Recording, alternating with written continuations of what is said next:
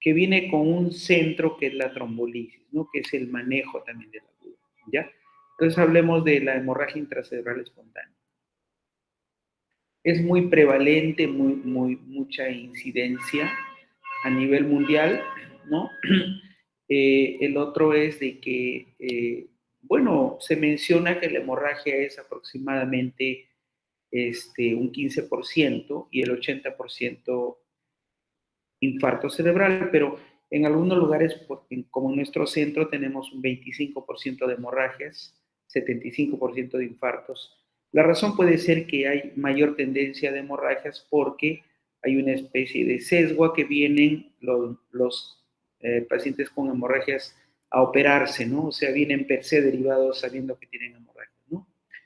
En cuanto a los signos y síntomas, pues de los 3 tipos más importantes de ACV, como son el infarto cerebral, la hemorragia intracerebral o intraparenquimal y la subaracnoidea, podemos ver que el que tiene más cefalea, el que da más cefalea es de hemorragia subaracnoidea, que no vamos a tocar hoy, que es cuando el paciente tiene bruscamente dolor de cabeza el más fuerte de su vida, pérdida de conciencia y el examen ya cuando despierta, pues se le evidencia signos meningios, ¿no? Ese no lo tocamos.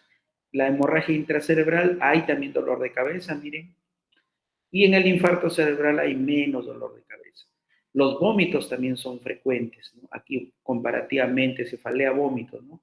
Signo de la hemorragia cerebral. Y también los otros síntomas son, pues, son parálisis de un lado del cuerpo, dificultad para hablar. En realidad el infarto cerebral y la hemorragia intraparenquimal, los síntomas son parecidos. Le llamamos de focalización. O sea, problema del habla, que puede ser de la articulación de la palabra como la disartria, o un problema pues de lenguaje, que puede ser afasia, de comprensión, expresión, usualmente mixta, ¿no? O global. Y debilidad también de un lado del cuerpo, lo que llamamos hemiplegia. De acuerdo a la localización de la lesión puede tener otros síntomas como ataxia, puede haber también problemas visuales, etcétera, ¿ya?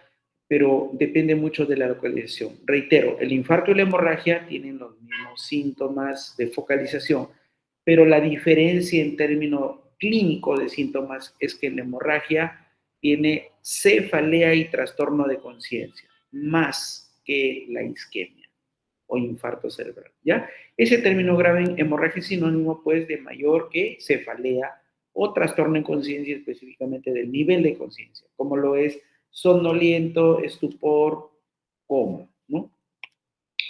Bueno, el otro también le hablé del trastorno perdón, de la cefalea. Ahora otro síntoma es el trastorno de conciencia, ¿no?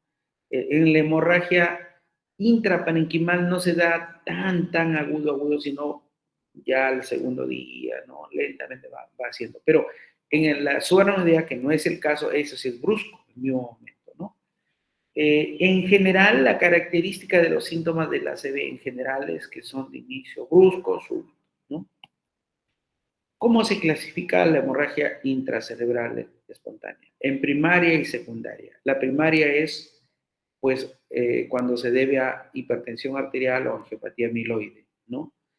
Y se da en el 80% de los casos. La secundaria ocurre, como su nombre lo dice secundario algo, como malformaciones arteriovenosas, tumores, trastornos de la coagulación, y últimamente se está viendo, pues, que son por fármacos también, ¿no? Como trombolíticos, fármacos trombolíticos, anticoagulantes orales, ¿no?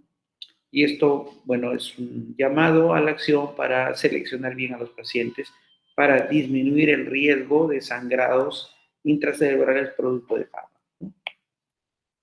Localización.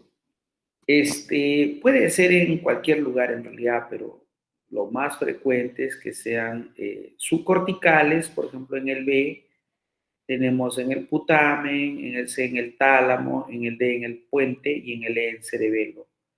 Todas estas localizaciones, lo más frecuente es que se deban a hipertensión arterial.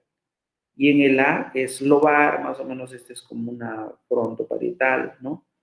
En este caso, cuando son corticales, ¿no? O lobares, depende de la edad. Si es adulto mayor, la primera opción es angiopatía amiloide. Y si es adulto joven, la primera opción es malformación arteriovenosa rota, ¿ya? Entonces, reitero, las subcorticales del P al E, hipertensión arterial. Las lobares, depende de la edad, angiopatía amiloide en adulto mayor, y en el adulto joven sería malformación arteriovenosa la primera opción.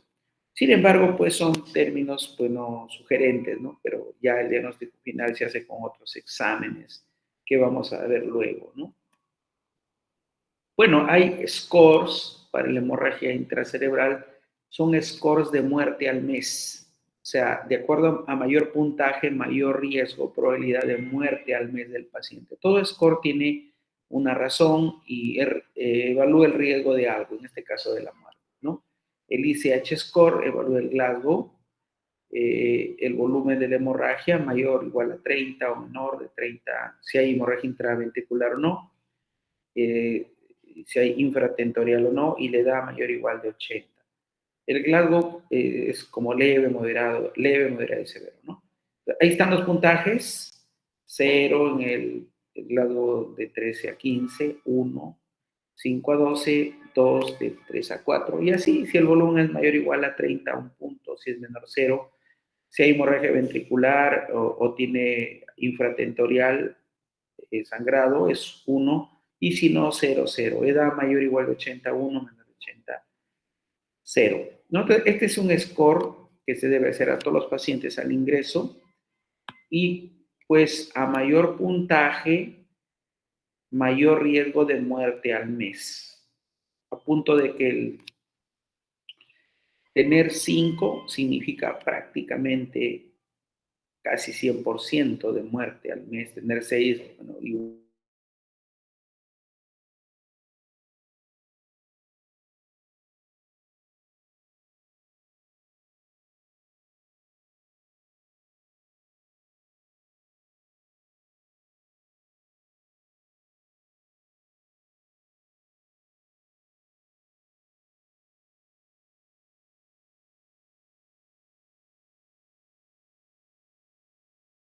que ven la funcionalidad, ¿no? La funcionalidad a los 90 días, como el FANC score, ¿no?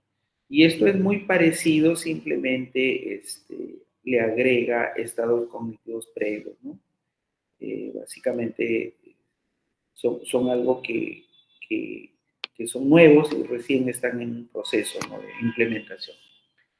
El otro es, teniendo los síntomas, van a emergencia, se le hace el ABC, y de inmediato, una vez que ya esté estabilizado, se lleva al tomógrafo, ¿no? Y en el tomógrafo se le hace una imagen de tomografía, ¿no? Entonces, pueden ver acá, en la imagen A se observa una hemorragia talámica izquierda con invasión ventricular, los cuernos frontales y occipitales, ¿no?, o anteriores y posteriores, ¿no? Pero ¿qué ocurre?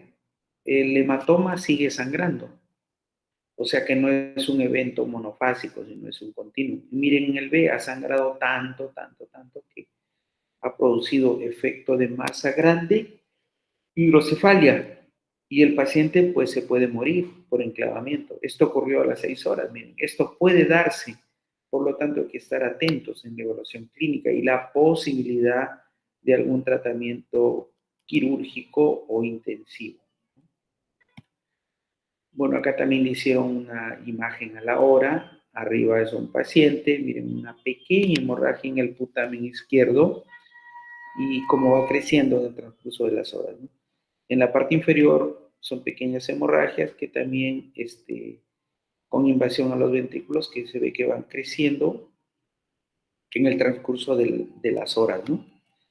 Crece usualmente hasta las 24 horas, aunque podría ser hasta las 48 horas, pero ya en menos cantidad.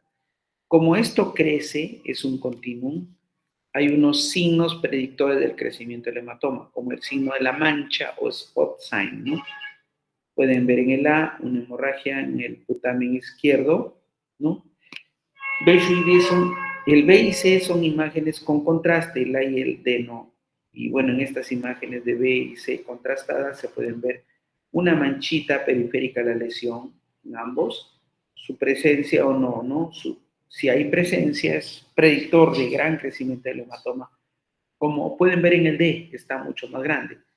Exactamente qué es captación de contraste. Mientras está captando, está sangrando, ¿no? Más o menos como idea, ¿no? De cómo se puede explicar o interpretar el signo de la mancha o spot sign, ¿no? Hay otros signos en tomografía cerebral que son sin contraste, y estos son un montón, ¿no? Su presencia o no. La presencia implica un mayor riesgo de crecimiento del hematoma, ¿no? ¿Qué es crecimiento en un sí o no, no? Y, le mencionan en las primeras 24 horas mayor del 33%, ¿no? De un basal. O en todo caso, crecimiento, otros le llaman, pues mayor de 30 cc, ¿no? Ya mayor riesgo de complicaciones, ¿no? Entonces, dentro de los signos por tomografía, predictores de crecimiento del hematoma por tomografía sin contraste, recordar que el anterior, el signo de la mancha, es en tomografía con contraste, ojo. En estos sin contraste tenemos signo de la hemorragia satélite, signo de la isla, signo de la mezcla, signo de los márgenes irregulares, signo de la hemorragia satélite, signo de la isla, signo de la mezcla, ¿no? Signo de márgenes irregulares, ¿no? Arriba, perdón, disculpen, hubo un pequeño lapsus, reitero, arriba, en la parte superior, tienen signo de cualquier hipodensidad. Luego, en la parte siguiente a signo del remolino, estoy reiterando, luego el signo del agujero negro, luego signo de los márgenes heterogéneos. Ese es en la parte superior, ¿no? En la parte inferior, ahí sí, recapitulo, hemorragia satélite, miren la flecha, signo de la isla, signo de la mezcla y signo de los márgenes irregulares. Ya, ahora sí he aclarado esto que me confundí, ¿no? Porque hay dos imágenes. Entonces, todos ellos son signos de predictores del crecimiento del hematoma en una tomografía sin contraste. Y más aún, ¿no? Más aún es que no solamente es que crece el hematoma, sino ya por algunos estudios de seguimiento, por ejemplo, han visto que el crecimiento, o sea, más de 6 mililitros de crecimiento o más de 33% en 24 horas, se ha visto que son positivos para el crecimiento del hematoma en esa magnitud en cualquier hipodensidad y en hemorragias satélites, ¿no? En un estudio que hicieron, uno de los estudios. Otro estudio fue más allá y vio muerte al mes como outcome, ¿no? Y ahí vio que el signo de la hemorragia satélite y el signo de márgenes irregulares fueron positivos para ello, ¿no? Entonces, como se puede ver, también tiene repercusión clínica, ¿no? Él crece y se empeora, se muere el paciente en este caso, ¿no? Hay otros signos de que ven el crecimiento del hematoma, ¿no? Como el Brain Score, que juntan no solamente signos tomográficos o imagenológicos, sino también clínicos. El Brain Score mide los puntajes de 0 a 24, volumen de la hemorragia inicial, si hay hemorragia recurrente o no, uso de warfarina, extensión intraventricular, número o tiempo de enfermedad desde el inicio hasta la tomografía inicial, ¿no? Entonces, de acuerdo a estos puntajes, también a mayor puntaje, mayor probabilidad de crecimiento del hematoma. En el BAT score es un poco parecido, de 0 a 5 puntos, menos puntaje, miren, ahí están los síntomas, los signos y puntajes. Y acá el signo predictor de 9 puntos para crecimiento del hematoma de Brauers y colaboradores, ¿no? Este score de Brauer, miren, usa warfarina, sí, 2 puntos, tiempo a tomografía, desde inicio de síntomas a tomografía, menor o igual a 6 horas, 2 puntos también le da. Acá, digamos, la hemorragia inicial, el volumen de la hemorragia inicial En el orden de 30 a 0, de 30 a 61, mayor de 60 mililitros, 2. Sí, en la angiotomografía, dije con contraste, que se ve el spot sign, ¿no? Miren, si ausente 0, presente 3, ¿no? 0,9 puntos. ¿No? Ahora, como pueden ver, lo más importante en una etapa aguda, como en la hemorragia no hay algo como tratamiento específico, como sí lo hay en el infarto cerebral, que es la trombosis y trombectomía. En la hemorragia, lo que empeora o la fisiopatología se da cuando hay presión alta y crece el hematoma. Ese es el centro, ¿no? De todo. Y si crece, la idea es evitar que crezca, que tengas el delta de volumen y por lo tanto evitar al final que tenga un peor desenlace clínico, ¿no? Que esa es la idea al final. Entonces, esta elevación de la presión en una etapa aguda es riesgoso porque la presión es el principal predictor del crecimiento del hematoma. Esa es la hipótesis, ¿no? Hecha en los estudios en la serie Interact, ¿no? Y en el ATTACH-2, ¿no? El Interact 1, un estudio en el cual el picos fueron pacientes que en una etapa aguda, dentro de las 6 horas, con pacientes con hemorragia cerebral y que tenían presión arterial de 150 a 220, esa es la población, ¿no? Hemorragia con presión alta, digamos, ¿no? La intervención fue que lo mandaron la presión sistólica a 140 en el grupo de intervención o intensivo. Y el grupo comparador lo dejaron en 180. Para la, para la época, así decían las guías, 180. O sea, no, esto es relativamente nuevo, no se pensó en que bajar la presión era beneficioso. Se los dejaba alta tal como se deja en el infarto. Pero ¿qué pasó? El doctor Craig Anderson tuvo esta idea, racional y empezó a bajar la presión. El outcome era el delta de volumen, ¿no? El cambio proporcional del volumen del hematoma y como primario y el secundario una discapacidad, ¿no? Ranking 3 a 5 y muerte, ¿no? El tiempo de enfermedad, ahí, bueno, hasta 24 horas y luego hasta 90 días, ¿no? Que se hizo el seguimiento, ¿no?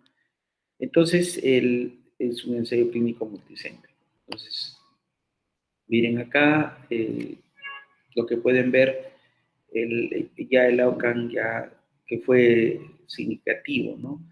El crecimiento del hematoma, ¿no? Fue menor en el grupo que le bajaron drásticamente la presión y fue mayor en el grupo que lo dejaron a 180. En el grupo 140 la sistólica creció menos el hematoma y en el grupo 180 la sistólica creció más el hematoma. Entonces, importantísimo, importantísimo saber que la presión se debe bajar y así es así crece menos el hematoma. Y en cuanto a efectos adversos que el temor, bueno, no hubo diferencias entre los grupos en efectos adversos, por lo tanto, pues fueron similares, digamos, ¿no? El grupo que se bajó a 140 que el que se dejó en 180. ¿No? El Interact 2 no solamente eso, sino quiso ver cómo le iba en el resultado clínico, ¿no? Entonces, aquí se vio que no hubo significancia estadística, lo cual desanimó bastante, pues no, sí. Se dice que sí, bajar la presión disminuye el volumen del hematoma, pero ¿qué pasa clínicamente? ¿Qué pasa? ¿Mejoran los pacientes o no mejoran? Entonces ahí viene el detalle. ¿No? Y se vio que, bueno, no había diferencias, o sea, no mejoraban tan igual como el grupo que no se le bajó la presión drásticamente. Eso desanimó, pero reevaluaron el caso en un estudio ya secundario, ¿no? Y vieron que el outcome, digamos, de ranking, como pueden ver acá, 3602, no funciona así, pero hicieron un ranking ordinal. Ranking es un score para ver grado de discapacidad y muerte, o de dependencia o estado clínico funcional, ¿no? Entonces, pero viéndolo ordinal, o sea, tomándolo independiente como 0, 1, 2, 3, 4, 5, 6, tomándolo así, sí había diferencias significativas, o era positivo los estudios, pero no se acepta pues, porque no fue así diseñado originalmente. Entonces quedó pie para hacer otro estudio posterior, ¿no? Entonces, en cuanto a seguridad, igual el Interact 2 mostró que no hay diferencia entre los grupos en efectos adversos, o sea, los dos eran similares, ¿no? Por lo tanto, queda bien claro que no. Es seguro bajar la presión, porque el primero había, digamos, temor de qué pasa si lo bajo mucho. Entonces, después, en eficacia sí hay controversia. En el primero no se tomó, no se estudió como acá en primario, en el segundo sí, pero no salió significativo. Por ahí como que no estaban bien las cosas. El Attach 2, este estudio, pues no solamente quiso bajarlo a 140, sino ya bajarlo desde 110 a 139, más abajo, ¿no? Entonces, se vio pues que no hubo diferencia significativa, por lo que ya los estudios no se bajan más, sino se dejaron a 140. Entonces, al ver una no claridad en bajar la presión y qué pasaba en el seguimiento a largo plazo, que no mejoraron los pacientes en Interact 2, se hizo el Interact 3 con un diseño diferente, ¿no? Entonces, en este tipo de estudios en el cual tuvimos la suerte de participar, ¿no? Eran pacientes con hemorragia intracerebral mayores de 18 años, ¿no? Y ahí, pues, no solo era la intervención, el bajar la presión, sino un paquete. También bajar la glicemia, euglicemia, bajar la temperatura y revertir la anticoagulación si tomaban vitamina K por algo, ¿no? O perdón, si tomaban warfarina, revertir con vitamina K si tomaban warfarina y sangraron por algo. Entonces, ese era el paquete de intervención. El AUCAN a los 6 meses, un ranking favorable o desfavorable, 0,2 de ranking para favorable y desfavorable de 3 a 6, ¿no? Fue parecido a los otros, pero acá la diferencia fue pues que fue un estudio en el cual el AUCAN lo tomaron ordinal, ¿no? 0, 1, 2, 3, 4, 5, 6, y el paquete de cuidado, no solamente bajar la presión, ¿no? Entonces, hubo un seguimiento a los 6 meses, ¿no? Para ver cómo iban los pacientes por una persona totalmente, estadísticamente ciega, ¿no? Ciego, doble ciego, ¿no? Entonces, no solamente se verificó el estado clínico funcional, sino también la calidad de vida, ¿no? A los 6 meses, ¿no? Entonces, bueno, en este estudio participaron varios países: Perú, Brasil, México, Chile, de América Latina, pero sin embargo el diseño original fue hecho en Australia y China, ¿no? Donde, bueno, el doctor Craig Anderson nos invitó a participar. Y lo que pasa es que cuando hacen estudios multicéntricos en otras regiones, se puede generalizar mejor, ¿no? Porque a veces dicen, no, estudio solo hecho allá en Australia y China, como que de repente la raza acá, el estilo de vida, alimento es diferente y no es igual el resultado, no se puede extrapolar. Por eso se hizo en muchos lugares del mundo y la extrapolación en ese sentido o validez externa está asegurada, ¿no? En Perú fue así, ¿no? Miren, en fase 1, fase 2, el Interact 3, entramos pues con 22 pacientes en un periodo control. Primero no se les bajaba, se usaba lo habitual por el protocolo, dejarlo en 180, ¿no? 6 pacientes que randomizamos y seguimos al 100%. Y luego vino la pandemia, caballero. Eh, Se descansó un tiempo, un periodo de congelamiento, como dice acá. Ya vino el periodo de intervención, ya cuando se regularizó la atención y todo, fase 3, fase 4, ya como se le bajaba a 140. ¿Cuánto tiempo? Hasta los 7 días, ¿no? Usualmente se usaba el fármaco que se usa normalmente en protocolo y usamos nosotros el abetalol, ¿no? Con dosis de 10 a 20 miligramos para empezar en bolo, ¿no? Después ya se iba aumentando de acuerdo al requerimiento, ¿no? Fueron, reitero, hasta los 7 días, ¿no? La presión ahí en 140, la sistólica como blanco. Y screeneamos acá 16 pacientes, pero tuvimos 6 pacientes que aplicamos la intervención de bajar la presión y el 6% fueron también seguidos, ¿no? A los 6 meses, no hubo pérdidas en el seguimiento. Pese a ello, pues en América Latina solamente representamos el 1,2% de los casos que recolectados, pero evidentemente en China por allá tienen un montón de pacientes, entonces poblacionalmente son más que nosotros y ellos aportaron más, pero bueno, Igual queda como la experiencia del ensayo, lo que nos dejó es que usamos la betalol, ¿no? Básicamente el ensayo refería que hay que usar endovenosos en agudo, ¿no? Y bueno, alguna experiencia también metodológica, aprender un poco estos métodos para los ensayos clínicos, ¿no?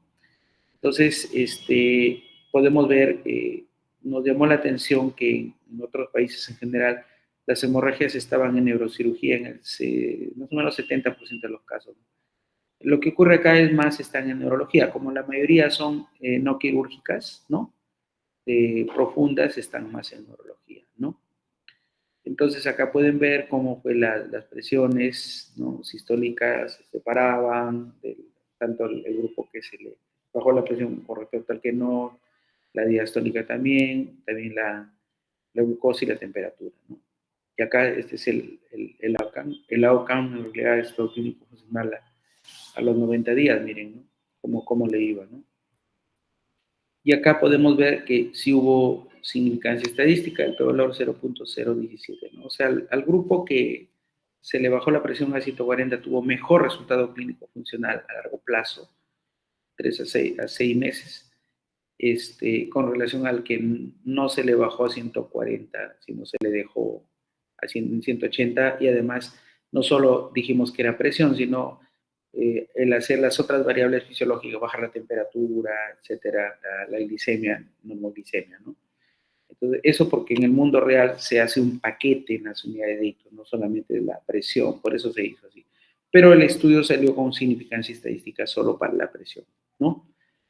Entonces, hay también un Intera 4, ¿no? Que, bueno, fue más que nada en prehospitalario, ¿no? Eso, digamos, no es tanto el objetivo de pero saber que existen también otros estudios de un Intera 4, ¿no? Bueno, las guías de hemorragia, bueno, las más actuales son de la JASA 2022, pero también hay otras más actualizadas de Europa, ¿no? Las americanas son 2022. Toman los datos, ¿no? Del Interact 2, sobre todo, porque Interact 3 no estuvo publicado todavía en esa fecha, Interact 3 se publica en 2023. Y dice claramente, los pacientes que tengan hemorragia cerebral y presión arterial de 150, sistólica de 150 a 220, se debe bajar con un blanco a 140 con un rango de 130 a 150. Es una joya lo que dice ahí, pues es algo nuevo, ¿no? Que ha marcado totalmente la neurología de tratamiento de los pacientes. El bajar la presión, antes no se bajaba así, pero ahora se baja, ¿no? Y bueno, las recomendaciones también de la JASA 2024 no solamente hablan que el manejo hasta los 7 días, ¿no? Durante el internamiento, sino que después ya del alta también hay que seguir con la presión, ¿no? Y manejando la presión, que se mantenga ya con sus antihipertensivos, ¿no? El blanco es otro ahí, acá es 140, ahí ya es 130 las sistólicas u 80 la diastólica, tanto en el hemorragia como en el infarto igual. Igual las nuevas guías son del 2025, ¿no? Del manejo de la presión, del European Stroke Organization. Bueno, aquí habla pues que si lo captas dentro de las 6 horas, ya en estos metaanálisis, donde lo incluye también el Interact, mire, 1, 2, 3, 4. Pues incluye, dice que si lo bajas así, vas a tener pues eh, una menor expansión del hematoma, como pueden ver acá en este forest plot, ¿no? Bien, así, ese es algo interesante. Acá, perdón, arriba está, ahí donde estoy señalando. En cambio, si lo coges después, ya a las 24 horas, no, pues en promedio no. Por eso hay que capturarlo rápido, ni bien llega el paciente. Hay que educar al paciente que lo traigan rápido y bajarle la presión rápido entre las 6 horas. Entonces dicen también que se debe bajar a 140, ¿no? Debajo de 140, exactamente de 130 a 150 en el rango. Dentro de las 6 horas hay que bajarlo rápido, rápido, ¿no? A veces no esperar, no esperar, ¿no? Bueno, también ya después del alta, como les dije, ya mantener el menor a 130, 80. Esto es fuerte recomendación después del alta, ¿no?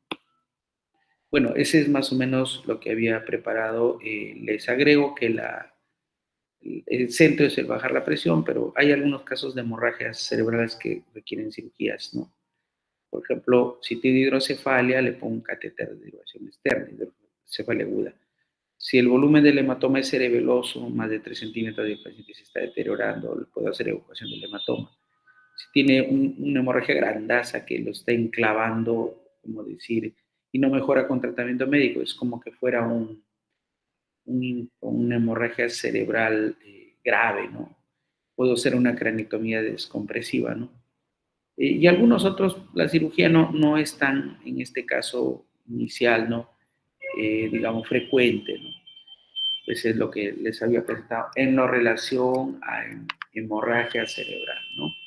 Bueno, antes de continuar de repente con el otro tema, no sé si les parece, si algunas preguntas, ¿les parece? ¿Tienen preguntas como quien un poquito toma un poco de aire? Encantado de escuchar a capela. Si hay chat, no puedo ver muy bien el chat, me lo leen, pero si no a capela sus preguntas sobre el tema manejo de la hemorragia intracerebral espontánea con énfasis en manejo de la presión arterial.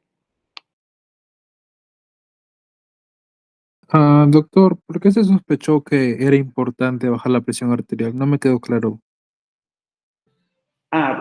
Buena. ¿Por qué? ¿De dónde viene la idea de bajar? ¿No? Fue el doctor Craig Anderson de Australia que hace como, no sé, 10 años de repente, algo más. Viene la idea de que cuando estudian la fisiopatología de la hemorragia cerebral, ven que no es como el infarto, ¿no? Simplemente es una hemorragia que sigue creciendo en un continuum, hay un edema perilesional, pero un continuum crece, crece, crece. Y lo que crece es lo que empeora al paciente, ¿no? Un hematoma chico es diferente de un grande. Vieron el slide primero que les mostré donde hasta murió el paciente, donde creció el hematoma en una etapa aguda, ¿no? Dentro de las primeras 24 horas. Como eso, el crecimiento del hematoma es el problema, ellos vieron qué factores contribuyen al crecimiento del hematoma. Y dentro de la revisión teórica era que era la presión de agudo.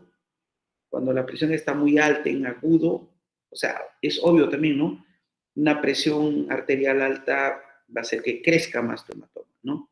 Es obvio, pero ellos lo hicieron la revisión y quisieron verlo en ensayos clínicos, qué pasaba. Y de ahí viene el ITERAC 1, 2, 3, que le he mostrado, 4. Pero el 3 es el centro para esto. El 3 vieron que, como les mencioné, al bajar la presión a 140, la sistólica como blanco, con un rango de 130 a 150, durante 7 días, ¿no? Vieron que los pacientes que le bajaron tenían un menor delta de volumen, o sea, crecía menos el hematoma que los pacientes que no lo bajaban, lo dejaban.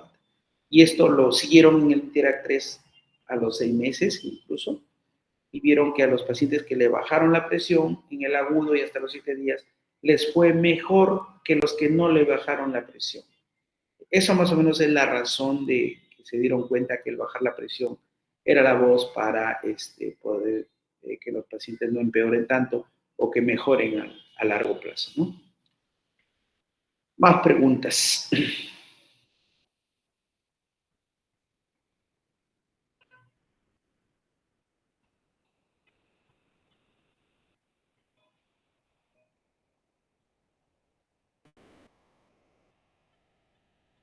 ¿Alguien más? Por lo menos una más.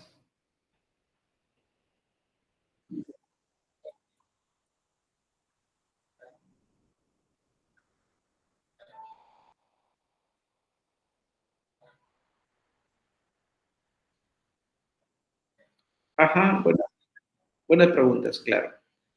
Bueno, primero con la subaranoidea. En realidad lo que es puesto es lo que se llama sebo hemorrágico, más que nada se relaciona a la hemorragia intraparenquimal, ¿no? Y tú has tocado hemorragia subaranoidea. La hemorragia intraparenquimal lo común es por presión alta, por hipertensión arterial, pero en algunos casos puede ser por malformación arteriovenosa rota, no como una segunda etiología. De nacimiento, un ovillo de vasos donde no hay capilares de la arteria pasa directa a la sangre a la vena, se genera un ovillo producto de la hemodinamia cerebral y eso de ahí es delgado, se rompe, ¿no? Y sangra. Usualmente hemorragias lobares o corticales en adultos jóvenes, usualmente. Entonces, más o menos eso es una hemorragia intraparenquimal. La hemorragia subaranoidea es diferente clínicamente. En la hemorragia intraparenquimal, clínica, lo que he mencionado ahorita, clínicamente es cefalea, pero tiene focalización, o sea, debilidad en lo del cuerpo, dificultad para hablar. Ese es. Y en la hemorragia subaranoidea, el dolor de cabeza es un poco más fuerte, más brusco, pierde la conciencia. No, en el otro también el parenquimal puede perder la conciencia, pero es menos. En la hemorragia subaranoidea lo más común es que pierda la conciencia y luego decimos meningitis. Y la hemorragia subaranoidea lo común es que no dé focalización. Es común que en una etapa aguda no haya parálisis en la cuerpo. Puede darse raramente. Escasamente nos han más rotos de la cerebral media, pero no es lo común. ¿Ya? Entonces, a ver, típicamente un paciente con hemorragia intraparenquimal, dolor de cabeza, vómitos moderados, ¿no? Y parálisis en el lado del cuerpo, dificultad para lo que es. Típicamente un paciente con hemorragia subaranoidea. Cefalea intensa más fuerte de su vida, pérdida de conciencia, signos meningios y no parálisis en el lado del cuerpo.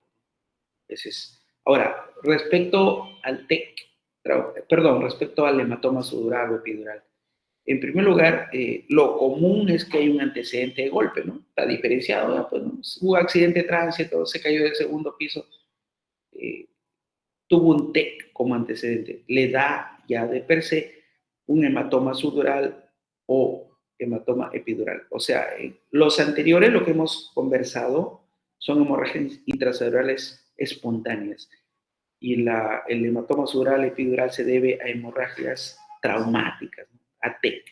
¿Cómo se ve en la tomografía o resonancia? En la tomografía, bueno, se ve el hematoma sudural como una imagen cóncavo convexa, ¿ya?